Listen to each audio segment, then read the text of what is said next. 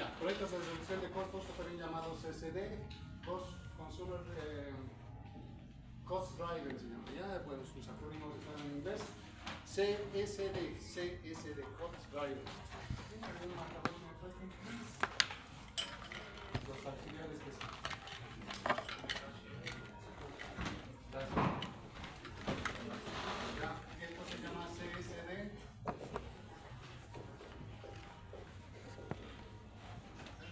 Cost Driving. Los proyectos de reducción de costos son aquellos donde se ve un punto de mejora en los siguientes puntos.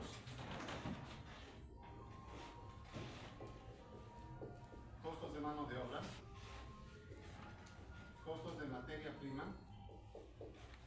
y otros gastos de fabricación, que son costos de energía eléctrica, costos de agua y costos de gasto. ¿Sí?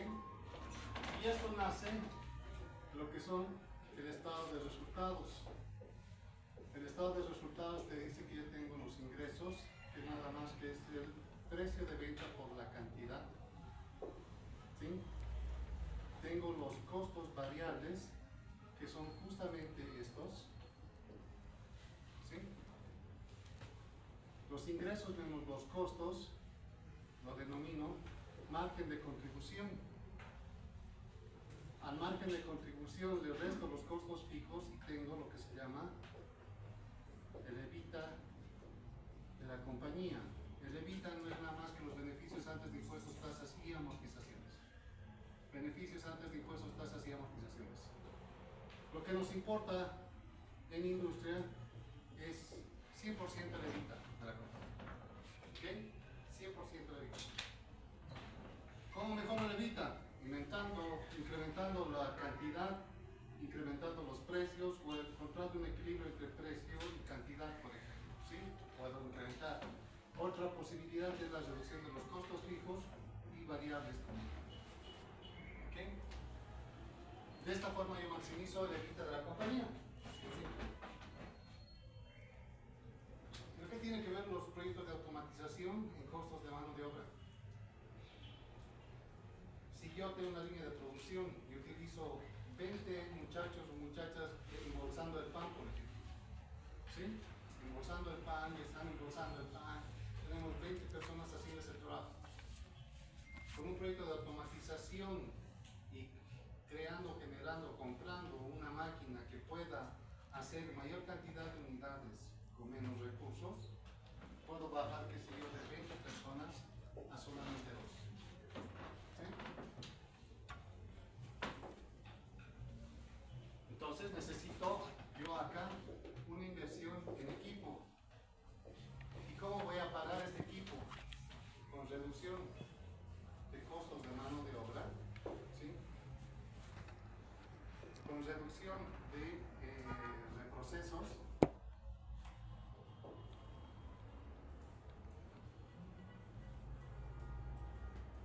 y maximización de tiempos de producción. ¿Sí? ¿Se entiende? ¿Okay? Ahora, ¿cómo evalúo los costos de mano de obra? Para eso, señores, tienen que saber lo que se denominan los sueldos y salarios según la normativa boliviana. Como ustedes ya han dado administración y otras materias más como costos, etc., estoy seguro que saben hacer la planilla de sueldos y salarios de cualquier compañía.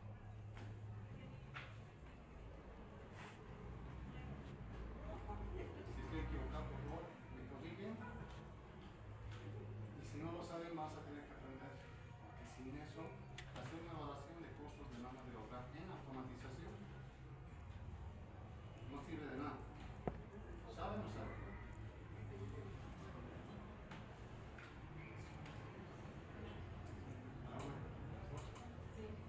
¿Sí?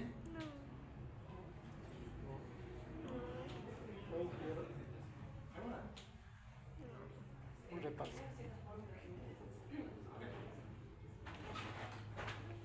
Puede ser que sepan, la cosa es como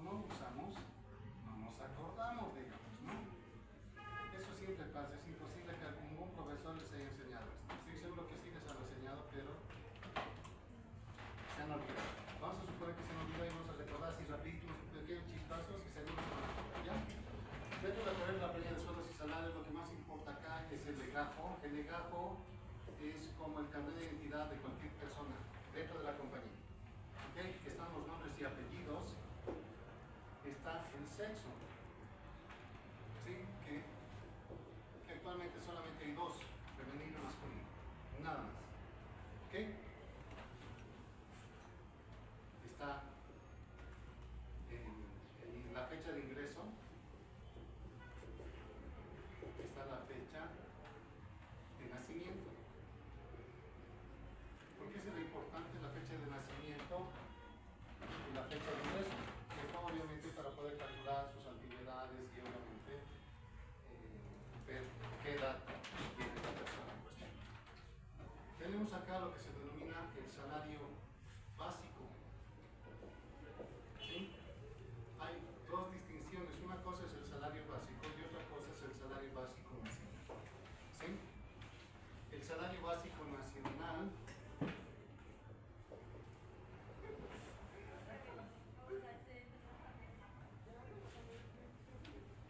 el salario básico que tú le pones a una persona tiene que ser mayor al salario básico nacional.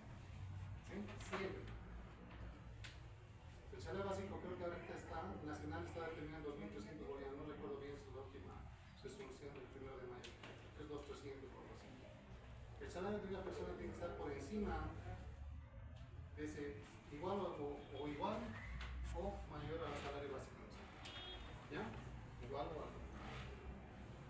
No sé cuánto es, no recuerdo cuánto.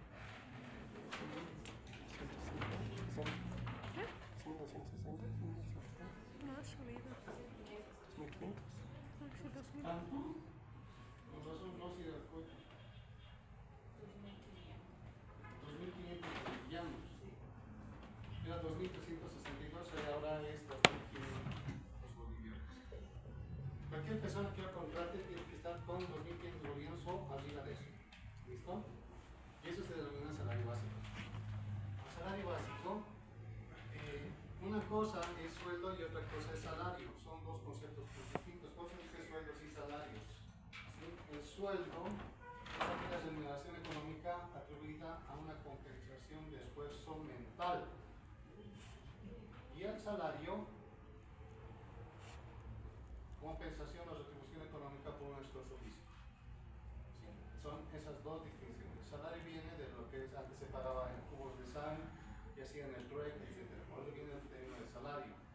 El sueldo acoplado o que viene acoplado por un esfuerzo físico. Físico y mental, entonces, son dos conceptos completamente distintos. Suponemos que la persona 1, la persona 2, esta recibe un sueldo y un salario. ¿Ok? Son dos conceptos, por ese mismo motivo se manejan bajo dos conceptos distintos en la planilla sobre esos salarios. Entonces, tengo que poner yo lo que es el bono de antigüedad, el bono dominical. ¿Ok? Imaginemos que esto es 2.500, esta persona recibe, qué sé yo, 3.000 bolivianos para estar quietos. Y esta persona que recibe el salario, la contrato yo con 2.500 bolivianos, está contratada. El bono de antigüedad es para ambos, ¿sí?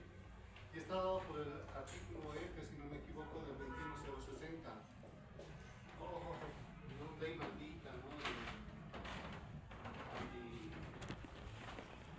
Pero con todo y maldita tiene sus cositas buenas que los amigos del oficialismo actual no han podido derogar. Se ha derogado el 21060, es mentira, pues claro, ¿sí? Dentro de lo que es el 21060 está en la forma de cálculo de lo que es la planilla de sueldos estables. ¿Sí? Te dice, por ejemplo, una persona que trabaja más de 25 años recibe un bono de antigüedad del 50%, 3 veces el salario básico nacional. ¿Sí? Por ejemplo, vamos a dar los dos extremos. Si una persona que tiene 2 años de antigüedad, se le paga el 5% de 3 veces el salario básico nacional. ¿Ya? No me consigo, ahorita vamos a ver, ¿ya? Les voy a dar los porcentajes. Para el 50, 2.500 por 3 son 7.500 bolivianos por punto 5. Esta persona va a recibir, que tiene 25 años, 3.750 bolivianos. ¿Ya? Carolina, te voy a pasar la planilla de sueldos y salarios. Tranquilo, ¿ya? Yo no me guardo nada. Póngame atención, es lo único importante que tenemos. ¿No? Planilla de sueldos y salarios, como todo lo que dice la ley, ya se los voy a pasar para que ustedes un poquito la entiendan. Y ahí vean los porcentajes reales y todo aquello. Entonces, esta persona ya al recibir, imagino que los dos tienen el 25 años. No, esta tiene 25 años y va a recibir 2.750. Fíjense, es mayor a su básico. ¿Sí? Bono dominical.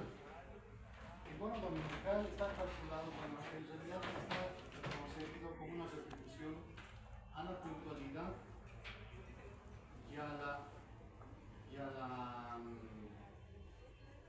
no falta, ¿no? Hay un término que se usa. Cuando una persona no hace falta es un término específico, ¿sí? Si yo en la semana, y además eso se calcula por semana, si yo entro a las 8 en punto, estoy todos los días 8 en punto y vengo de lunes a sábado, porque una persona, un varón, tiene que trabajar 48 horas semanales por ley, una mujercita solamente 40 horas semanales, entonces tengo derecho yo a mi bono dominical, siempre y cuando yo reciba un salario. ¿Ok? Entonces, ¿qué significa? Que solamente es aquel bono destinado a los que hacen un esfuerzo físico. ¿Ya? Ok.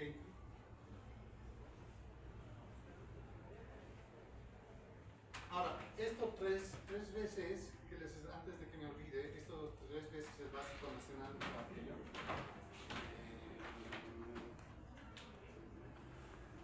Está dado solamente para el rubro fabril, aquellos que hacen todo el tema de transformación de materia prima, producto terminal y porque está concebido en algún momento, se ha torcido todo esto, ya, sobre todo cuando ha entrado el marxismo y todo aquello, han dicho, no, todos tenemos derecho a recibir 3 veces el básico. Y una vez que percibes esto, derecho adquirido, ¿no? Entonces empezamos a pagar a todos por default. Se está intentando, algunas empresas están intentando, por ejemplo, las universidades no nos pagan de esa manera, ¿sí? Así, nos pagan solamente por uno. Y está estipulado también en la ley, pero antes nos pagaban 3 veces, ahora una vez uno. Una vez que le das algo, después que le quites ya es imposible. El bono dominical entonces se calcula en función de la sumatoria de estos dos. ¿Okay? En este caso son 6.750. ¿Ya? Y se divide entre 208 horas. ¿Cómo se calcula esas 208 horas? Una persona trabaja 52, el año tiene 52 semanas en promedio. Nosotros trabajamos 48 horas por semana y en promedio por mes de semanas que se tienen en el año de 4.33. Si usted divide 52 entre 12, pues va a dar 4.33, ¿verdad? Entonces, si multiplico 48 por 4, 33, 33, y va a dar 208. ¿Okay? Entonces, yo al calcular los 6.750 entre 208,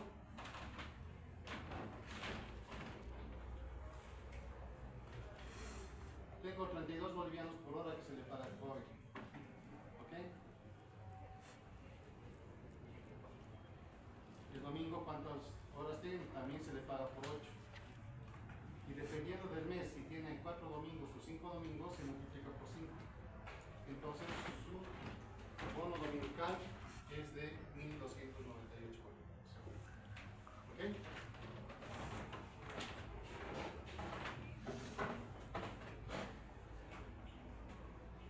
Después de esto se suma nuevamente y tengo estos 3.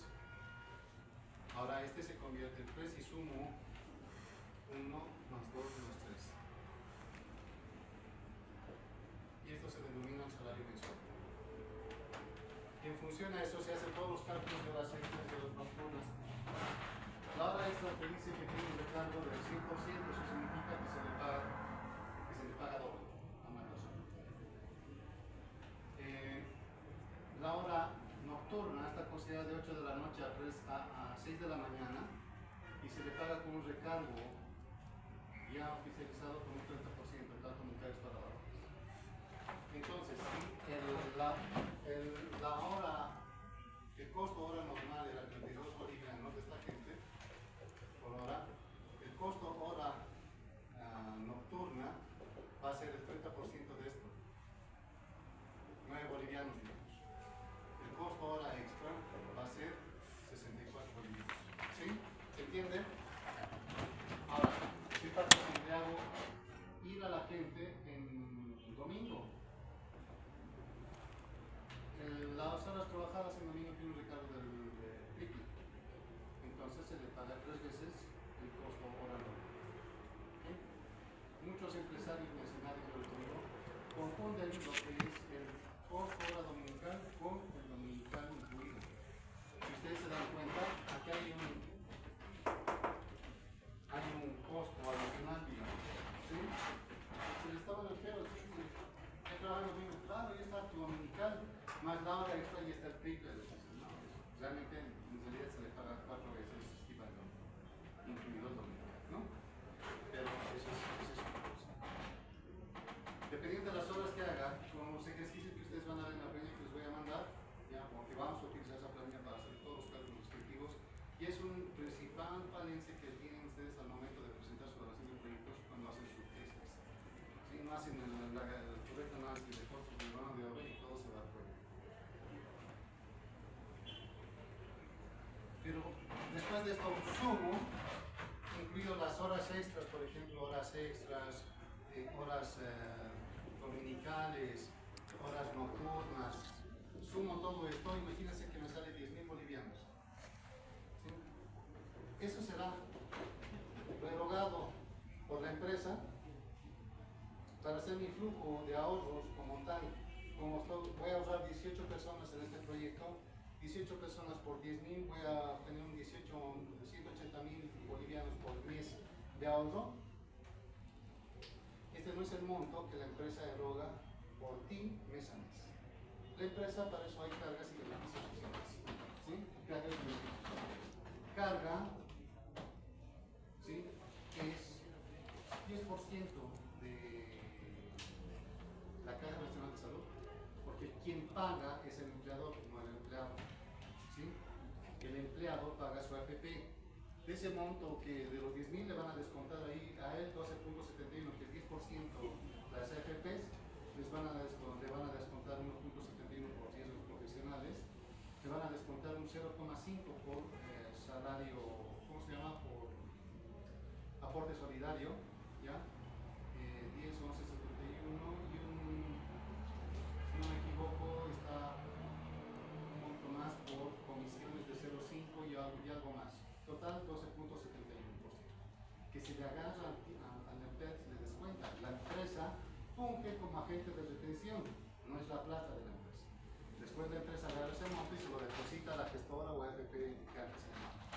¿Sí? Y eso va a tu vejez en teoría, ¿no? ¿Ya? Pero la empresa, aparte de los 10.000 bolivianos, tiene que pagar un 16.71, que es el 10% por la Caja Nacional de Salud. ¿Sí? Que es 1.71 por riesgos profesionales también, un 2% por Provivienda. La empresa paga un 3% por aporte solidario por vos. Y si sumamos, ahí están los 16.71. ¿Okay? Entonces, la empresa paga un 16.71 adicional. ¿Será solamente esto? Estas son cargas sociales, jóvenes. ¿Ok? Los beneficios sociales son 4. Hay 2 directos y 2 indirectos. Los 2 directos son vacaciones y aguinaldo. Sí o sí se los tiene que dar. Por eso son directos. ¿Ok? Y los 2 indirectos están condicionados al cumplimiento de algo. Primero, el primer beneficio indirecto, la prima. Se paga prima siempre y cuando, sí, solo sí, como dicen en la lógica que ustedes han estudiado, la empresa tenga actividades. Y el segundo aguinaldo, siempre y cuando se cumpla un PIB mayor al 4.2 o 4.8, no recuerdo bien, ¿verdad? Entonces son 4 beneficios.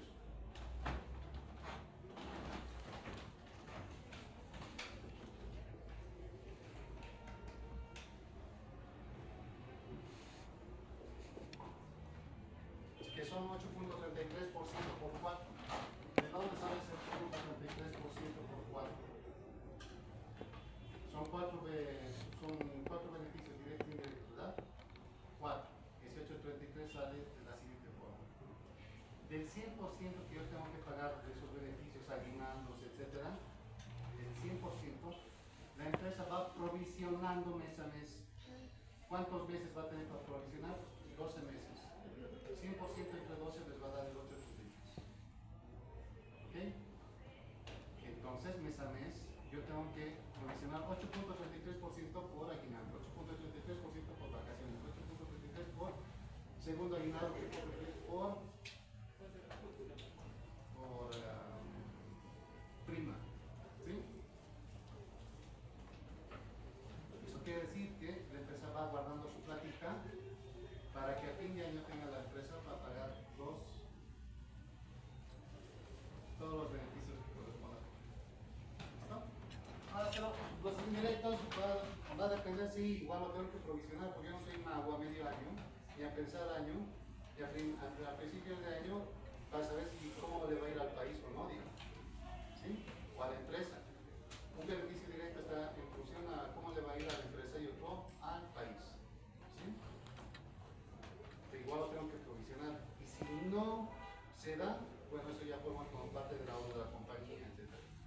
¿Sí? Ahí está la plata por si acaso. Entonces, si ustedes suman esto más esto, les va a dar un 50,04%. La empresa, el flujo que eroga, la plata que eroga por cada persona es 10.000 bolivianos más el 50,04. Son entonces 15.000 bolivianos más o menos. 15.000 por 18 personas, ese es el ahorro que se va a tener. Ya se han acordado, ¿no? ¿Sí? Con más recursos. Con eso, también. Sus compañeros dicen, Nicanor dice.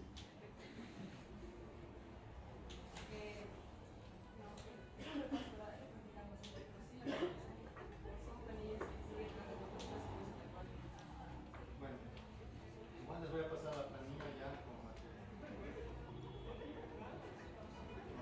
deberían usarla como modelo. ¿Ok? Sí, ahí están los porcentajes de antigüedad, revisan, búrguenla, les voy a hacer proyectos de inversión. No saben hacer proyectos de inversión, ahí están complicados. ¿Sí? Para cualquier proyecto de automatización hay que calcular el EBITDA.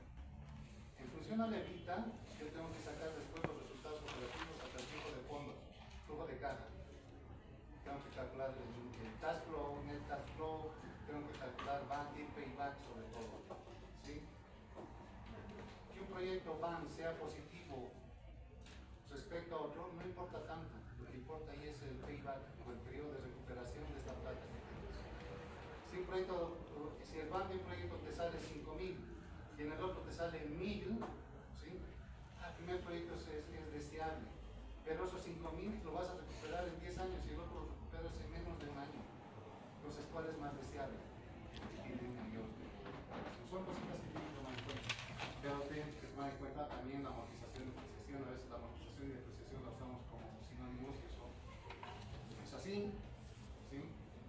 La amortización para impuestos la tengo que descontar y después la tengo que volver a sumar en el flujo de fondos. ¿Se acuerdan de eso o no se acuerdan? ¿Sí? Cuando llegan a la revisión de tesis parece que no, porque hacen cualquier cosa, pero eso a ustedes no les va a pasar. ¿Sí? No les va a pasar. Ya me he enterado de un doctor Flores me hace propaganda, ¿no? Que cuando lleguen conmigo los voy a maltratar. ustedes salgan más preparados que yo en su momento. Bien, entonces ya saben cómo calcular, más la planilla que les voy a mandar dentro de poquito, cómo calcular lo que es el ahorro por mano de obra. Entonces, todo lo que diga el líquido pagable, digamos, no, el líquido pagable no, el total pagado, ¿sí? Sin descuento alguno, por el 50.04, y eso es lo que ustedes tienen que tomar en cuenta como ahorro. ¿Listo? Ahora, costos de materia prima. En proyectos de automatización, ¿cómo toman en cuenta los costos de materia prima? Les voy a contar un contexto que me pasó en Delicia. ¿Sí? En su momento teníamos que nosotros decidir, el azúcar se estaba elevando de precio, el quintal de azúcar estaba por arriba de los 600 bolivianos y realmente hacía infactible el incrementar ese precio, absorber ese costo y después pasárselo al cliente, es muy complicado. ¿Sí? Una pequeña elevación del precio en el mercado, como hay otros alternativos, te mata el mercado, la participación, y puedes hacer que tu producto realmente fracase. Y seguir con esos costos tan altos puede hacer que tu empresa en corto plazo pueda entrar en serias dificultades financieras. Entonces, ¿qué hacemos? Entonces nos inventamos. Y entonces hemos decidido empezar a usar azúcar, empezar a usar fructosa, jarabe de maíz, ¿sí? Que es mucho más económico, que básicamente el precio era el mínimo, ¿sí? Era la mitad del otro, y endulzaba más, incluso el rendimiento era mucho mejor que el anterior. Cambiamos un poquito la percepción del sabor, etcétera. Incluso lo han corregido los de laboratorio, como de desarrollo, han corregido un poquito con los pHs y otras coeficiencias y otras cositas más, y corrigieron todo eso. Pero para usar ese jarabe de maíz se necesitaba de una instalación específica. No se podía usar de forma directa al productor, y que está, así como el azúcar se echa, se prepara un jarabe simple, se filtra y después se mezcla con el concentrado, etc. El proceso es completamente distinto. Entonces, para poder hacer eso necesitábamos una instalación de tanques, bombas, etc., lo cual hacía una inversión importante para nosotros. Entonces, si el costo de materia prima, el precio, a ver, ¿cómo lo pongo?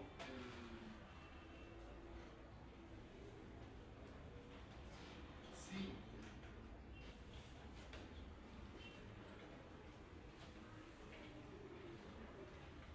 El costo está dado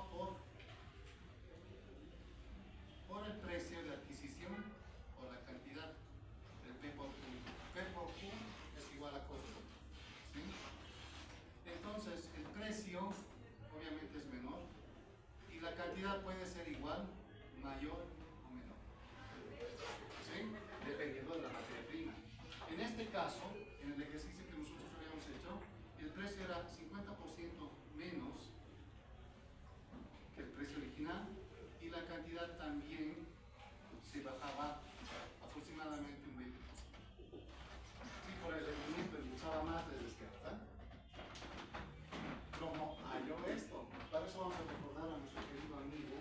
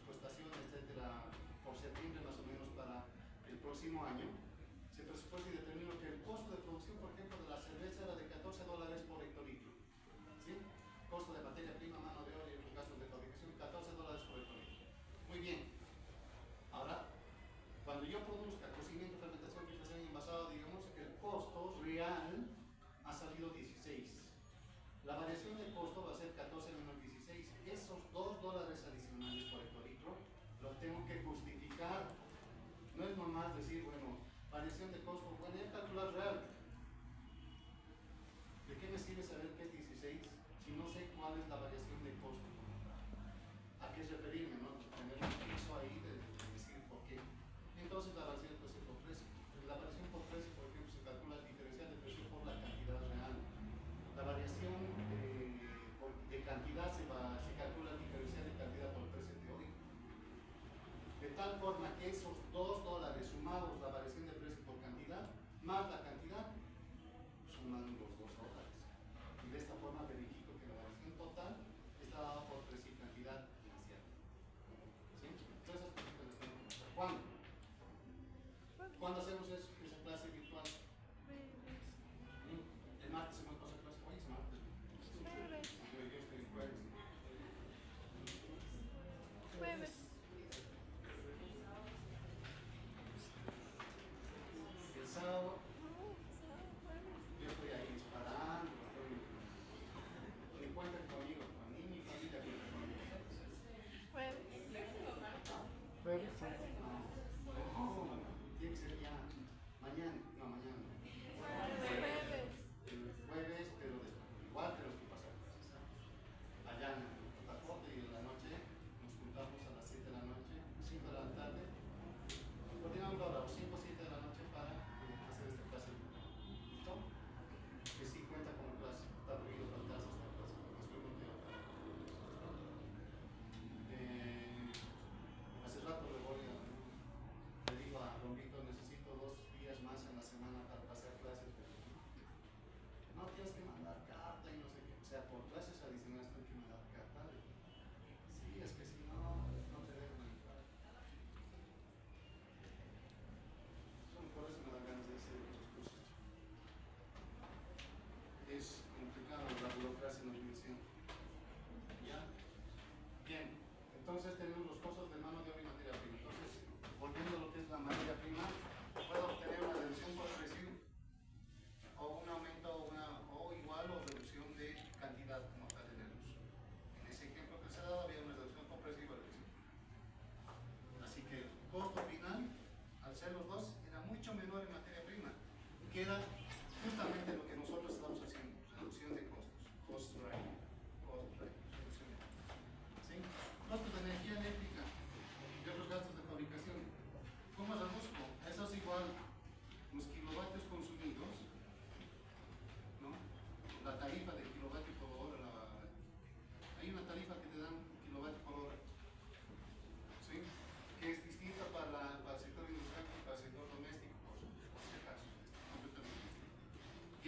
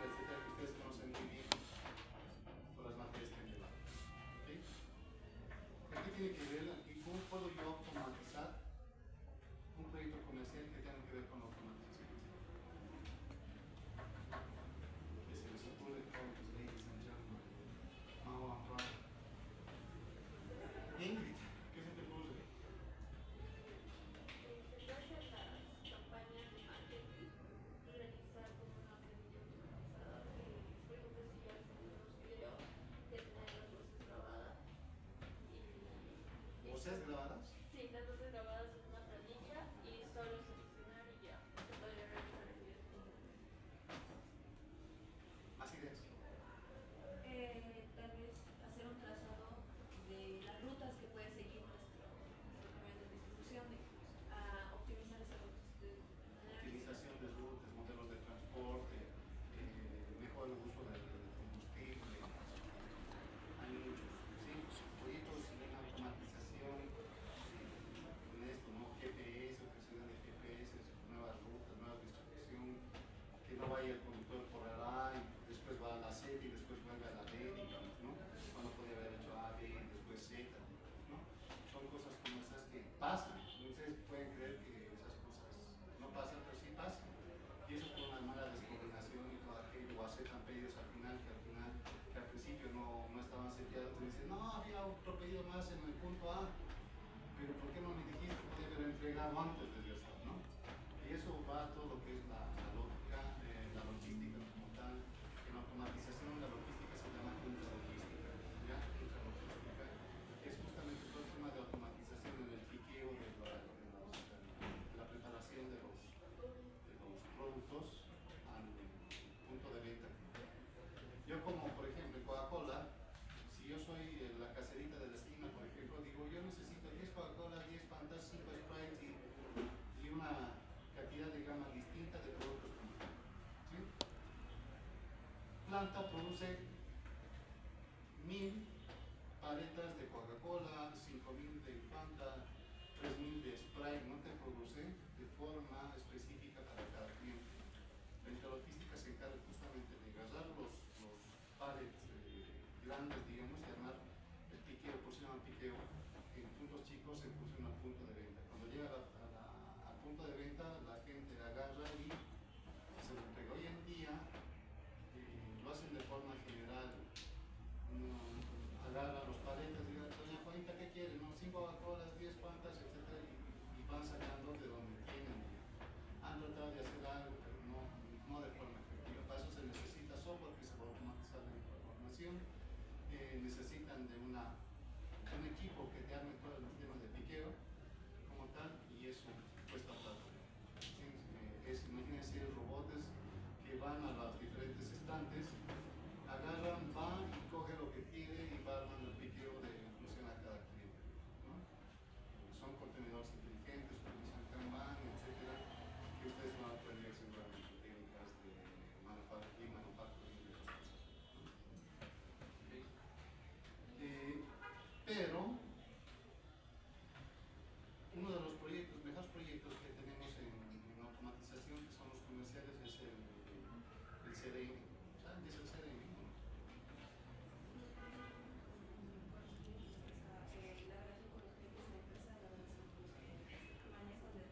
Do you speak English? What do you mean CRM?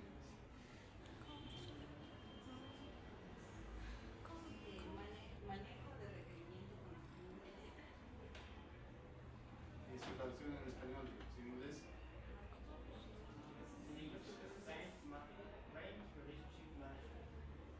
Bien, señor. ¿Ya? El organizar a cada uno de los clientes en función a sus pedidos, en función a todos sus ideales, es bien complicado. Para eso necesitas de un software automatizado, como un CRM, por ejemplo, de tener todo lo que es centralizar clientes y futuros clientes de una forma centralizada. Medir sus preferencias, medir lo que les gusta, cuándo les gusta y cómo les gusta. Como si ustedes que son aficionados a TikTok como yo, por ejemplo, ¿ya? ¿A qué nos vamos a meter? ¿Ya?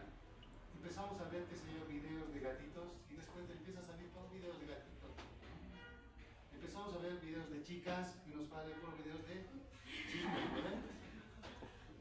¿Será que es adivino? No, esto nos está obviamente analizando nuestras preferencias de vistas y todo. A mí me parece una chica que, ¿no? Prefiero ver de gatitos, que sí me gusta, ¿no? Entonces, hacer un buen CRM, una automatización de la información como tal es importante y puede estar. Pero, ¿cómo pago yo un proyecto de CRM con automatización? Hemos visto que acá en los cost driven, o reduzco materia prima,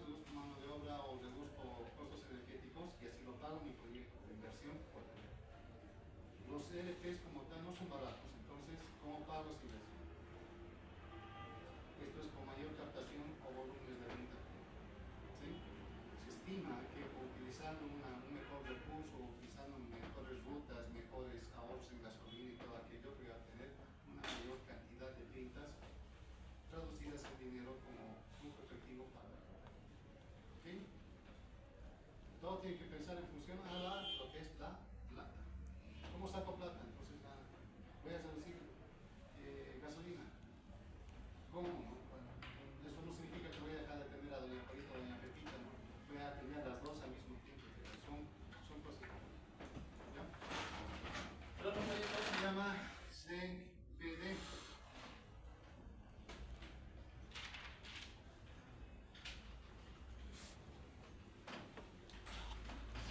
Capacity Driving, proyectos de capacidad. Para esto, ustedes tienen que saber lo que es. Lo escribo así grande porque me llama la atención que cuando vienen conmigo en su revisión de tesis no sepan qué es un mapa de reservas.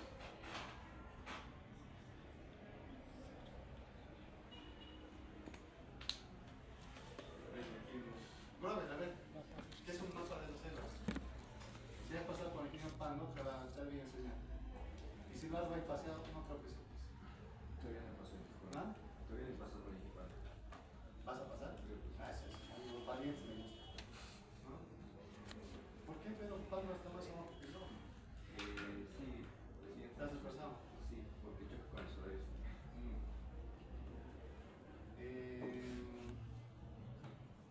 No le tengan miedo al niño Pablo. Sí, es súper estricto, lo que quiera que te enseña bien. Casi mi profesor también. Imagínense la cantidad de años que tiene, ¿no? Enseña bien, ha trabajado también en cervecería. No es cualquier mico, como dicen los colombianos, ¿no?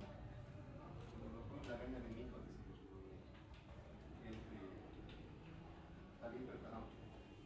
¿Ok? No tengan miedo, les voy a enseñar lo que es un mapa de reservas. ¿Alguien puede darme qué es un concepto de lo que es mapa de reservas?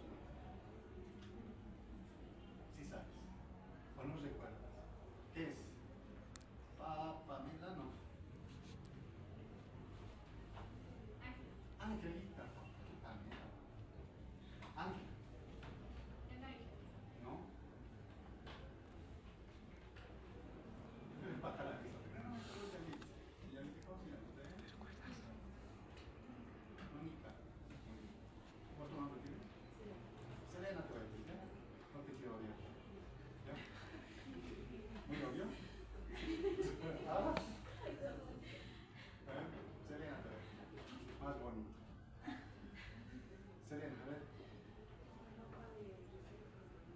¿No? Ya, bueno, el mapa de reservas no es aquel más que un análisis de la capacidad productiva más la capacidad de almacenamiento contrastado o versus la demanda. Perdón la letra, ¿ya? Capacidad productiva, capacidad de demanda. Capacidad productiva más capacidad de demanda contrastado con la demanda. ¿Quién me da estas reservas? Mapa de reservas, su nombre lo dice. Te dice exactamente en qué momento tienes que entrar tu capacidad. ¿Sí? Lo que importa acá es la capacidad productiva, ¿no? No, señor. Y todo productor, si por ejemplo la cerveza, en enero hasta octubre, por ejemplo, noviembre y diciembre, acá se vende, por ejemplo, unos 90.000 hectolitros. Acá se vende unos 80.000. Acá se vende unos 110 y acá unos 130.000 hectolitros. ¿Sí? La capacidad mensual de la planta es de 100.000 hectolitros. Acá no hay problema. Acá tampoco. Aquí sí hay problema. Acá mucho más todavía. ¿Cómo logro cubrir yo la demanda de los meses de noviembre y diciembre?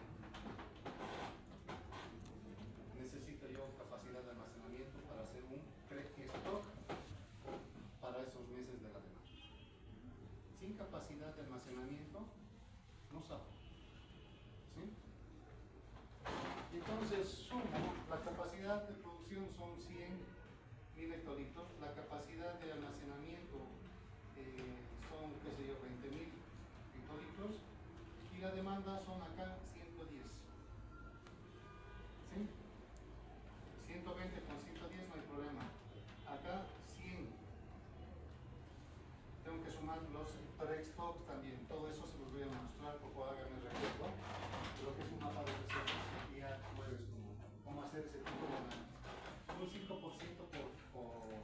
en realidad la demanda tiene que estar por debajo de un 5% de la capacidad de almacenamiento.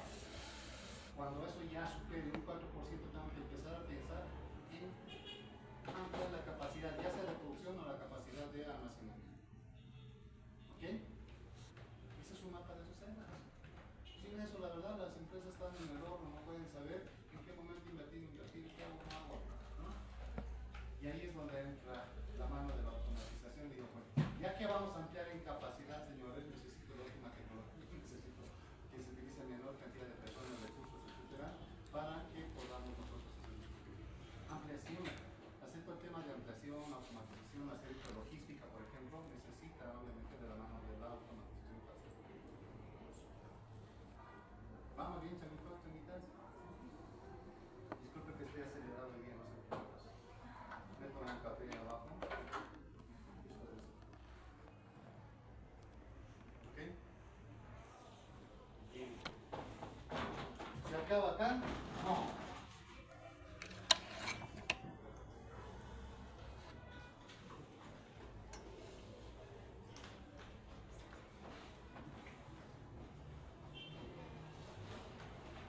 UPL, Holding, ¿ya? Proyectos de obsolescencia, ya sea por la tecnología, por la disposición de repuestos, etc. ¿Sí? A veces los proyectos de obsolescencia pueden confundirse con los proyectos de ampliación de capacidad, o pueden ir de la mano, digamos. Siempre es importante distinguir, puede ser tal vez una mezcla conjunta entre aumento de capacidad y obsolescencia. No tengo la capacidad porque este equipo se anda destrozando cada rato. Eso no es eficiencia, es otra productividad, es otro concepto completamente distinto, joven. No me hables de eficiencia y todo cuando estamos hablando de capacidad. ¿Sí? Son dos conceptos. A veces la gente lo confunde. Entonces, tenemos que pensar. Esa obsolescencia, yo necesito una mejor eficiencia, necesito una mayor efectividad de los equipos, los tiempos medios entre fallo y todos los indicadores de mantenimiento productivo total estén por encima de lo esperado, ¿ya? Y aprovechamos para aumentar además un poquito de capacidad. Esto lo viví en Delicia. Delicia tenía una máquina paletera. Una máquina paletera es una máquina así, como esta fila de bancos, así larguísima, que tiene su baño en salmuera para obviamente congelar los helados, punto de dosificación, y era esa máquina que embolsaba los helados y a la mitad de la marca te salía, te hacía el corte, digamos, ¿no? Delicia cortada a la mitad, y era una fila de presentación, no se podía hacer nada, necesitaba de encoder, necesitaban de tecnología para poder cortar lo que correspondía. Pero compone pues un sensor de taca, ¿no? Necesita además de un encoder para poder hacer todo aquello. La máquina no se le puede exigir más porque los repuestos no había. Era demasiado caro para poder hacer una actualización de esa máquina y igual a las capacidades actuales, digamos, ¿no? O promover algunos productos adicionales como estaba pensado en el Clear Plan, en el plan trienal. Entonces, empezamos a pensar en una máquina de similares capacidades. La capacidad es la misma, pero la tecnología es completamente distinta. Pasamos además de 10 operadores que tenía esa máquina a solamente 5. Entonces era una mezcla conjunta entre un proyecto de obsolescencia que tiene obviamente un toque de lo que es la reducción de mano de obra. ¿Sí? Al ser más tecnológica como tal este equipo, se hizo que esto necesitaba de menos recursos, tenía menos de procesamiento, sus repuestos eran más caros. A veces pensamos, ¿no? Che, cargas tu auto, ¿no?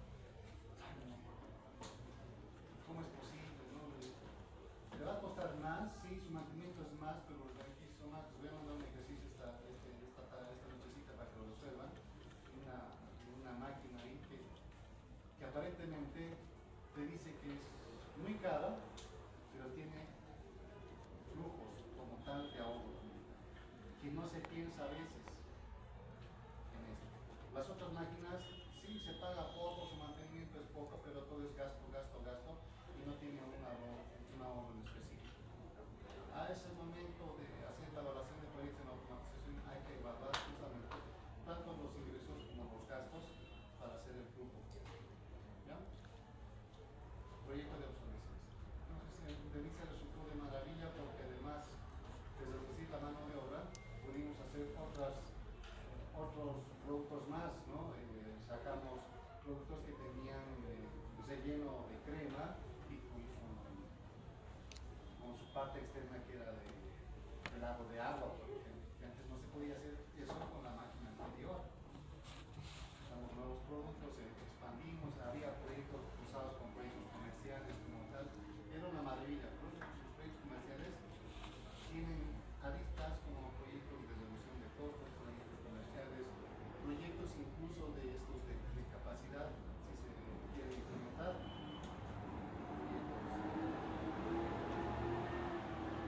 mejora general, ¿no? Para mí es uno de los mejores proyectos que se puede hacer. Si ustedes quieren hacer un proyecto, hagan de obsolescencia y van a ver que van a chocar todo con eso. Tenemos los proyectos PDD.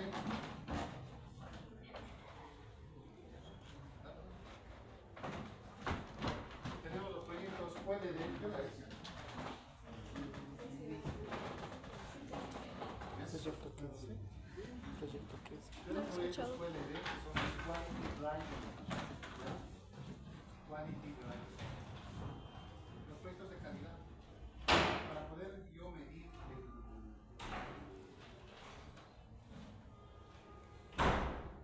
todas las especificaciones, todas las características físico-químicas de mi producto, yo necesito de instrumentos, equipos como tal, de achímetros, comprosímetros, bufómetros y todos aquellos equipos que hacen que garantizar que mi producto va a ser el adecuado en función a las especificaciones dadas por la compañía.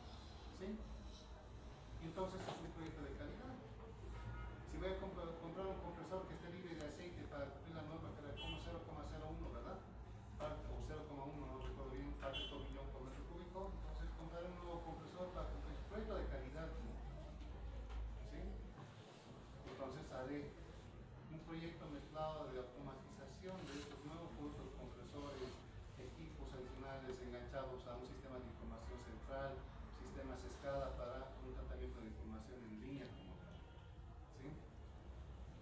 Conlleva su grado de automatismo y esto hace que, por ejemplo, en Delicia siempre el problema de la pasteurización de la leche hemos hecho que hemos agarrado un PDC con un chip de tarjeta telefónica, ¿no? Y el problema siempre a la noche no se sabíamos si se dormían, no, poner cámaras como tal no está bien visto por la ley general del trabajo.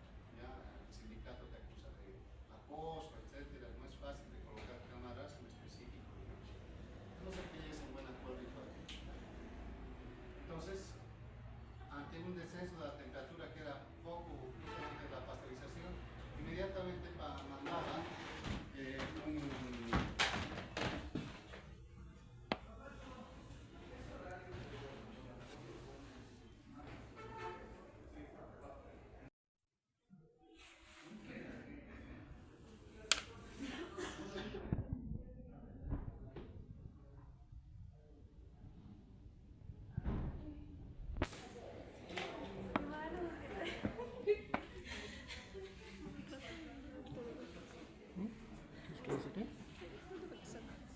¿Está grabando?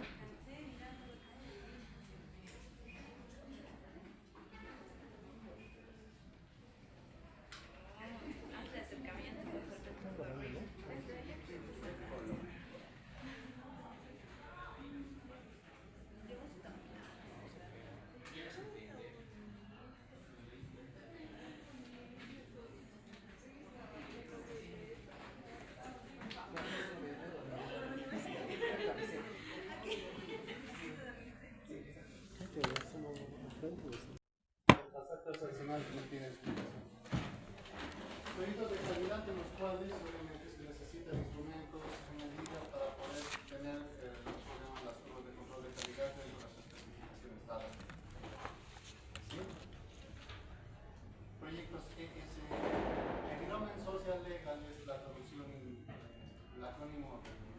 año son proyectos de inversión social. ¿Ok? Proyectos de inversión social, EPPs, guardamáquinas, seguridad en máquinas, y es ahí donde entra la automatización. ¿Sí? Si yo necesito, por ejemplo, que un equipo pare porque hay una articulación, la máquina en movimiento, por ejemplo, y si el operador abre la ventanilla o la esclusa, la máquina tiene que parar por completo, por seguridad. ¿Sí? Entonces, son proyectos sociales legales. Se tienen que cumplir. Las guardamáquinas, por ejemplo, un motor, una cadena que esté suelto, no puede permitirse porque puede provocar atrapamientos, lesiones fuertes, etc. ¿Ok? Los proyectos sociales son los únicos que no tienen evaluación económica. ¿Sí? No tienen beneficio costo posiblemente. Y discúlpenme que les diga esto, cada vez que me traen una tesis de voy a hacer la ISO en seguridad, la 45.000, ¿no?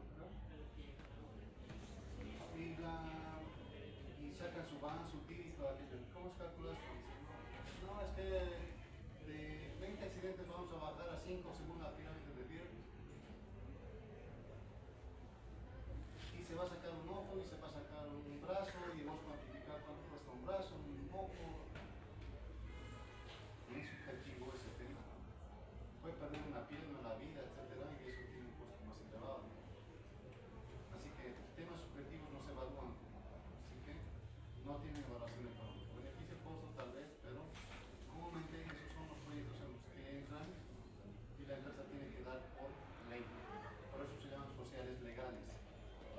¿Sí? Dentro de esos proyectos sociales legales también está todo el tema de, por ejemplo, apoyo a las comunidades que tú tienes dentro de los perímetros de tu compañía. Por ejemplo, Wari, que es una empresa que está en la localidad de Wari, que está de Chayapata un poquito más allá, está obligada a darles polifuncionales, campos deportivos, a los comunales, etc.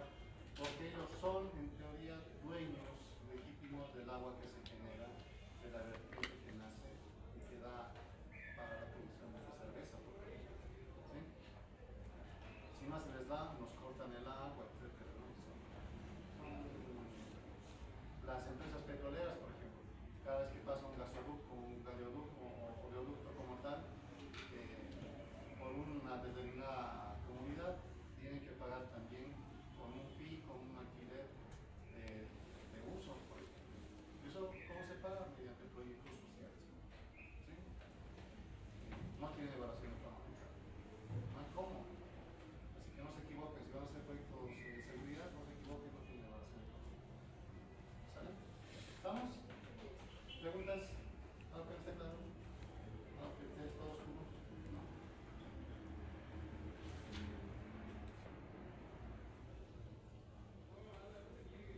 Dynamics.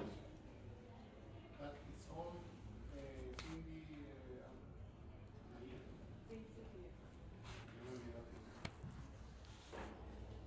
El otro día hay tema de calibración lo hace el área de instrumentación del área, que es un área que depende justamente del área de ingeniería, ¿ya? Ellos hacen la calibración, etc. Y Metro no tiene muy poco nada que ver con esto. Que tú le entregues un litro o un litro 200 o 900 ml a tu cliente va en deterioro de tu prestigio como compañía, ¿ya? Le entregas unos 200, estás regalando 200 ml más que te cuestan plata a vos. Tienes que tener tus equipos calibrados para entregarle un litro por lo que está pagando. Le entregas menos, estoy ahorrando plata, no.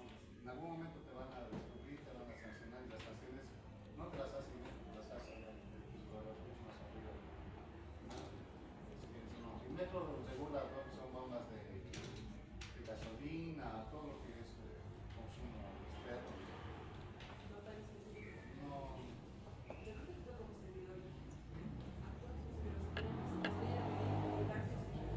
Sí, por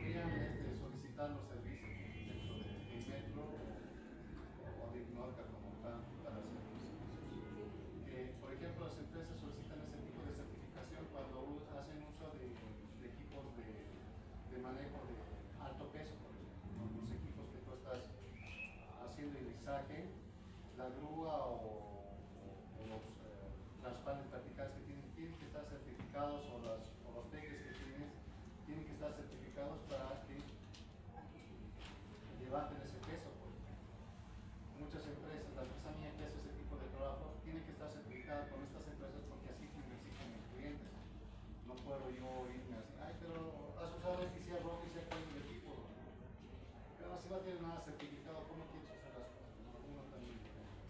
Por eso puedo hasta plata. No puedo cortar. No se iba a dar pena. ¿Estamos? ¿Preguntas? Esto es, todos los proyectos mencionados son tanto para inversión, para privados y públicos, ¿verdad? Y los públicos. Para industria son todos estos. ¿Ya? Lo enfocan de otra forma el tema de proyectos de reducción. Esto es para industria. Sí, pues, para la parte pública, no sé cómo lo hacen. La verdad, los proyectos sociales se evalúan con una tasa del 12,83% dado por norma, o 12,86 creo que es, pero dado por norma y así se evalúan. Los proyectos de inversión, por ejemplo, qué bueno que me hace recuerdo a esto.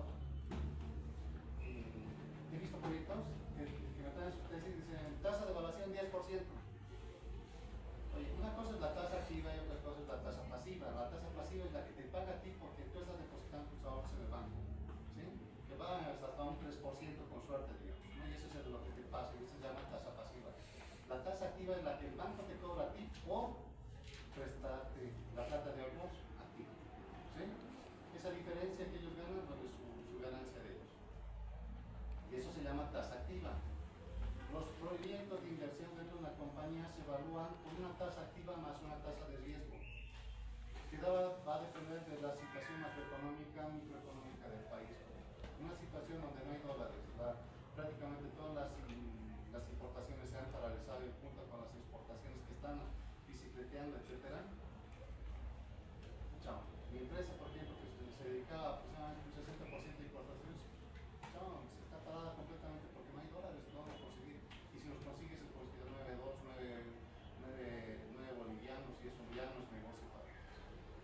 Entonces, la situación de riesgo para las inversiones es complicada para la compañía. Entonces, yo pondría, por ejemplo, mi compañía está tomando una tasa de riesgo del 10%. Todos los proyectos que estamos haciendo los evaluamos un 12 más un 10%, que es total un 22% que tengo que evaluar a todos los proyectos. Y eso se denomina tasa de riesgo máximo. Tasa de riesgo máximo. ¿Sí?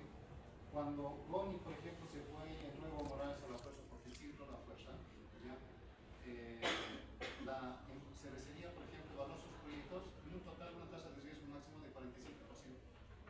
Imagínate esa tasa de riesgo, o sea, muchos proyectos de los que eran factibles a un 15% se cayeron y no se hicieron más en ese entonces, ¿no? Así que eso que te ayuda a prever una situación que vas a hacer inversiones realmente que sean absolutamente necesarias y con un alto retorno para la inversión. Sin eso no vale la pena hacer inversiones en situaciones complicadas como las que estamos viviendo. Si se han dado cuenta ustedes, todo está subiendo, ¿sí? Está subiendo. ¿Por qué está subiendo? Porque hay plata. Porque el gobierno te dice, yo invito, tú pagas, ¿no? ¿Qué va a generar eso? Inflación y con inflación, al tener plata disponible la gente, ¿qué hace? Compra más, demanda más, se elevan los precios y eso es prácticamente la salida de la inflación. Ustedes están jovencitos, váyanse afuera. Eso para que se vayan afuera. No la piensen, ¿no? Ay, no, aquí está mi amor de mi vida. Vas a encontrar otro y mejor, ¿no? ¿Ya? Váyanse afuera, vas a ver que les va a ir re bien. Y no sé idiomas, ¿no? Vayan, hay ciudades alemanas, Irlanda que te paga por hacer los cursos en inglés, Australia que te paga por hacer los cursos en inglés, que después puedas trabajar, estudies y trabajas al mismo tiempo, ¿no?